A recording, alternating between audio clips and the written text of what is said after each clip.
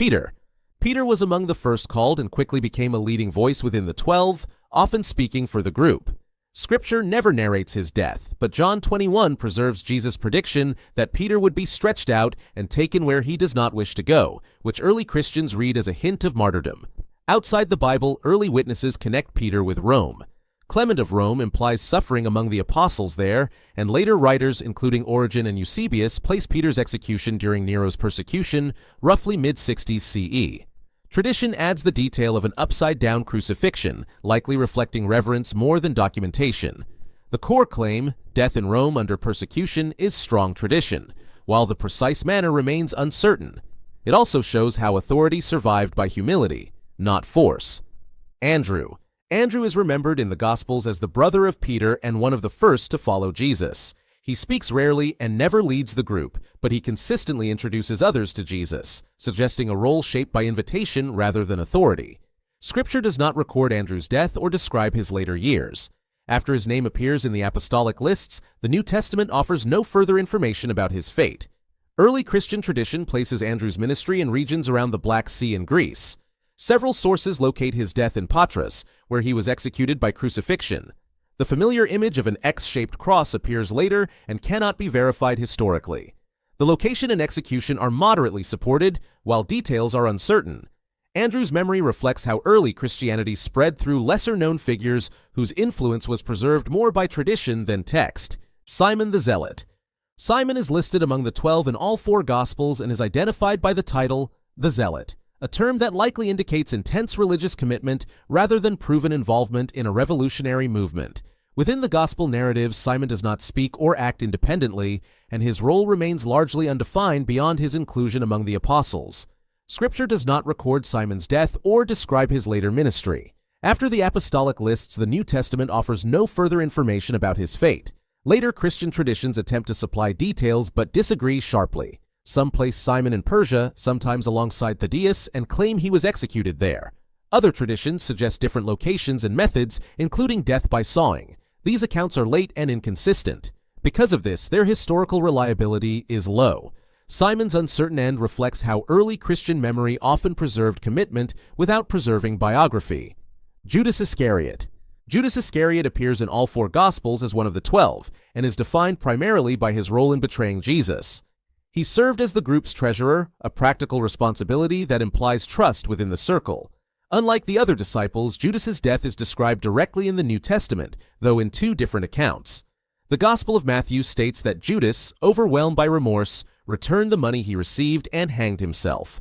The book of Acts describes his death differently, saying he fell in a field later called the Field of Blood. While the details differ, both accounts agree that his death followed shortly after the betrayal. No early historical sources outside Scripture add reliable clarification, and later tradition does not resolve the tension.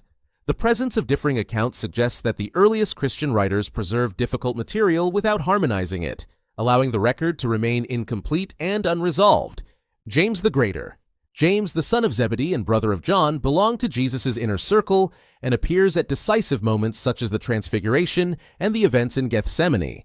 His visibility placed him among the most recognizable leaders of the early movement. Unlike most of the 12, James's death is recorded directly in Scripture. Acts 12 reports that King Herod Agrippa I had him executed by the sword, likely around 44 CE. This brief statement provides no detail beyond the act itself, but its inclusion signals the seriousness of early opposition. Because this account comes from the New Testament, it carries the highest level of historical certainty among the deaths of the apostles. No later tradition meaningfully revises it. James's execution shows that persecution emerged early and that closeness to Jesus offered no protection from political authority. John. John, the son of Zebedee, is consistently presented as part of Jesus' closest circle, and later appears as a respected leader within early Christian communities in Asia Minor. He is associated with endurance rather than martyrdom. Scripture does not record John's death. Instead, John 21 preserves a saying that some early readers took to mean he would not die, prompting the text itself to clarify that no such promise was made. Early tradition holds that John lived to old age and died naturally, likely in Ephesus. Several sources also report his exile to the island of Patmos during a time of persecution, later followed by release. These accounts are early and broadly consistent, though not detailed. John's remembered fate suggests that early Christianity was shaped not only by martyrdom, but also by long-term witness across changing generations. Philip. Philip appears in the Gospels as an early disciple who often asks practical questions, especially in moments where understanding seems incomplete. His role among the 12 reflects engagement rather than leadership, with attention to details others overlook. Scripture does not record Philip's death or describe his later ministry. After a handful of gospel scenes and his inclusion in apostolic lists, the New Testament offers no further information about his fate. Early Christian sources associate Philip with missionary activity in Asia Minor, particularly the city of Hierapolis. Several traditions claim he died there, possibly through execution, though accounts differ on the method. Later stories add dramatic elements, but these appear centuries after the earliest references. Because the traditions vary, their reliability is moderate. Philip's memory shows how early Christian history often preserves places and outcomes more clearly than exact circumstances. Bartholomew. Bartholomew is named among the 12 in the Gospel lists but does not appear in extended narrative scenes. He is often identified with Nathanael in the Gospel of John, a disciple portrayed as thoughtful and initially skeptical. His role among the 12 seems steady but largely quiet. Scripture does not record Bartholomew's death or describe his later activities. After the apostolic lists, the biblical text offers no further information about his fate. Later Christian traditions place him in regions such as Armenia, Persia, or Asia Minor. One well-known account claims he was executed by being flayed alive, a detail that strongly influenced later Christian art. However, this description appears in relatively late sources and is not consistent across traditions. Because these accounts are both late and varied, their historical reliability is low. Bartholomew's story shows how devotion sometimes outpaced documentation. Matthew. Matthew is introduced in the Gospels as a tax collector who left his work to follow Jesus. His background placed him outside respectable religious circles, making his inclusion among the 12 notable. Scripture does not record Matthew's death or describe his later travels. After his calling and brief mentions in apostolic lists, the New Testament is silent about how his life ended. Early historical sources and later church traditions provide conflicting accounts. Some place Matthew in Ethiopia, others in Persia or Syria. The manner of death also varies, including execution by sword or death during missionary activity. No single account appears early enough or consistently enough to be considered firm history. Because of these disagreements, the reliability of the traditions is low to moderate. Matthew's uncertain fate reflects how early Christian memory often fragmented as the movement spread across regions. Thomas. Thomas is remembered in the Gospels for questioning the resurrection reports, but he is also portrayed as deeply loyal, willing to follow Jesus even when danger seemed likely. His role among the 12 reflects a disciple who sought certainty through direct encounter rather than assumption. Scripture does not record Thomas's death or describe his activities beyond the resurrection appearances in John's Gospel. Early Christian tradition, however, strongly associates Thomas with missionary work far beyond the eastern Mediterranean. Ancient Christian communities along the western coast of India trace their origins to him. According to these traditions, Thomas was killed by being pierced with spears near present-day Chennai. While these accounts are not biblical, they appear relatively early and show geographic consistency. For this reason, they carry moderate historical weight. Thomas's remembered death suggests that early Christianity traveled along trade routes and took root far from its origins. James the Less.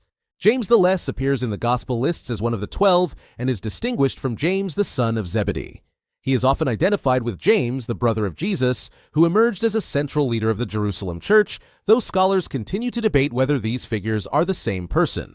Scripture does not clearly describe his death, but it portrays James as a respected authority in Jerusalem, especially in Acts and Paul's letters.